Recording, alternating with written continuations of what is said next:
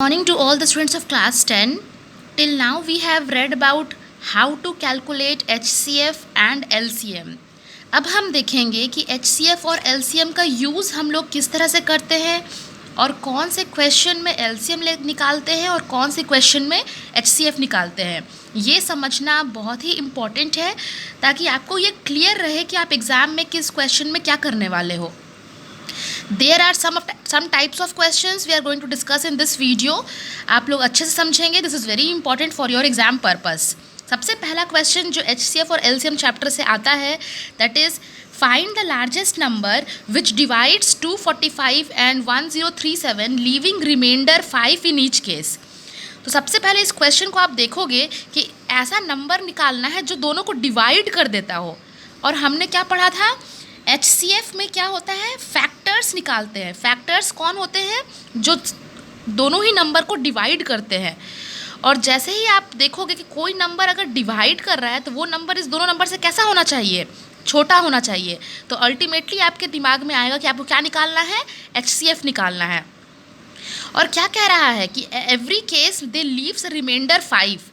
ऐसा कोई भी क्वेश्चन हो जहाँ पे रिमाइंडर कुछ बच रहा हो, सबसे पहले आप लोग क्या करने वाले हैं, उस दोनों ही नंबर से रिमाइंडर जो बच रही है उसको सब्ट्रैक्ट कर दोगे। जैसे ही आप उसको सब्ट्रैक्ट कर दोगे you will get a different number that is like 240 and 1032। आपको दो अलग अलग नंबर मिल जाएंगे। अब आपको क्या करना है, अब ऐसा नंबर निकालना है जो ये दोनों नंबर को ही एग्जैक्टली डिवाइड करता हो। और डिवाइड करता हो मतलब there should be the HCF of these two numbers. So according to the process you are going to do the prime factorization of both the numbers after subtracting the remainder पहले minus करेंगे, फिर जो number आएगा उसका HCF निकालेंगे। क्यों HCF निकाला, is that clear to everyone? क्योंकि ऐसा नंबर जो डिवाइड कर रहा है वो हमेशा छोटा होगा दोनों ही नंबर से, और HCF हमेशा दोनों नंबर से छोटा आता है। So according to the HCF we have to take the lowest common power. तो हम यहाँ देख रहे हैं 2 में से लोएस्ट पावर किसका है, 2 टू द पावर 3, और 3 में यहाँ भी 1 है पावर, यहाँ भी 1 है पावर, तो we can take 1 3। So the answer is 2 to the power 3 into 3, that is 8 into 3 24। तो आपका जो आंसर है वो है, रिक्वायर्ड नंबर इज़ 24। सो आपको मिल चुका है, जो हमारा क्वेश्चन सॉल्व हो चुका है। आपको अगर 24 से आप उस दोनों नंबर को डिवाइड करोगे तो आपका रिमाइंडर कितना बच जाएगा, that is 5। Similarly you are having find the largest number which divides 129 and 545 leaving remainder 3 and 5 exactly. तो 3 एंड 5 रिस्पेक्टिवली, मतलब 129 में से 3 रिमाइंडर बचना चाहिए और 545 में से 5 रिमाइंडर बचना चाहिए। दोनों में से अलग अलग रिमाइंडर बच रहे हैं। तो जितना रिमाइंडर बच रहा है जिस नंबर से, आप पहले उसको सब्ट्रैक्ट कर लेंगे। तो 129 में से हमने 3 माइनस किया, 545 में से हमने 5 माइनस किया, तो हमें जो नंबर मिला उसका आप HCF कैलकुलेट कर दोगे जिस तरह से यहाँ किया गया है। और once you have calculated the HCF you will get the answer is 18। So अभी समझ में आ गया होगा कि जिसमें रिमाइंडर बचने वाला क्वेश्चन है और डिवीजन करने वाला क्वेश्चन है, वहाँ पे आप क्या निकाल रहे हो, HCF निकाल रहे हो। Next we are going to see a question like this.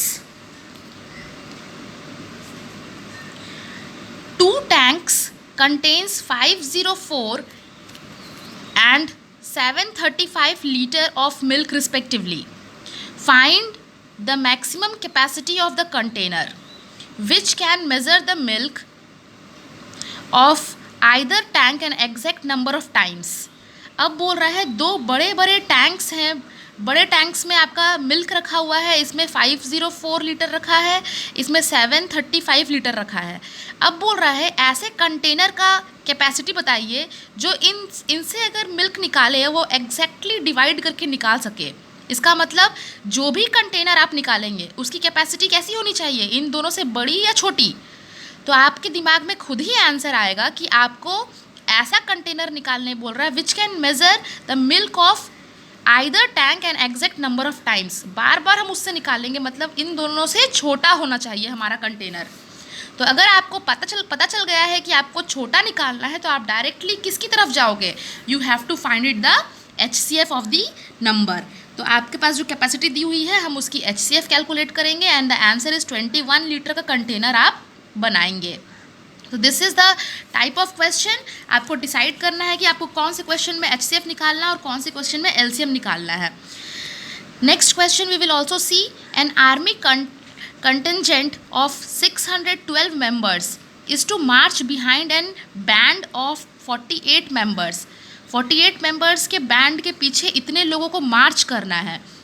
The two groups are to march in the same number of columns. दोनों को ही सेम नंबर ऑफ कॉलम्स में मार्च करना है।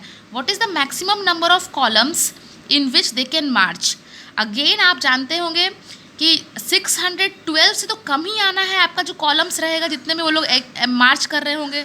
सपोज 4 कॉलम में कर रहे हैं या 5 कॉलम में कर रहे हैं, तो जितने भी कॉलम्स में वो लोग मार्चिंग करेंगे आपके नंबर्स से तो छोटा ही आएगा। जैसे 612 कैंडिडेट्स हैं, उनसे तो कम रहेगा कॉलम्स। तो आपके दिमाग में तुरंत आना चाहिए कि आपको HCF निकालना है। सो जैसे ही आपने HCF कैलकुलेट किया you will see 12। So in the 12 columns the required number of columns is 12 columns में वो लोग मार्च करेंगे। Again I am leaving you with a question. आप देखो यहाँ पे अ स्वीट सेलर हैज़ 420 काजू बर्फीज and 150 badam burfis. He wants to stack them in such a way that each stack has the same number and they take up the least area in the tray. अब tray में उसे divide करके रखना है एक एक stacks को। तो आप अपना दिमाग लगाओ कि इसमें LCM करना है या HCF करना है, because you want to find the greater number than these two or you have to find the stacks or the smaller numbers in these two. Please do this question, solve this question and show me in the WhatsApp group.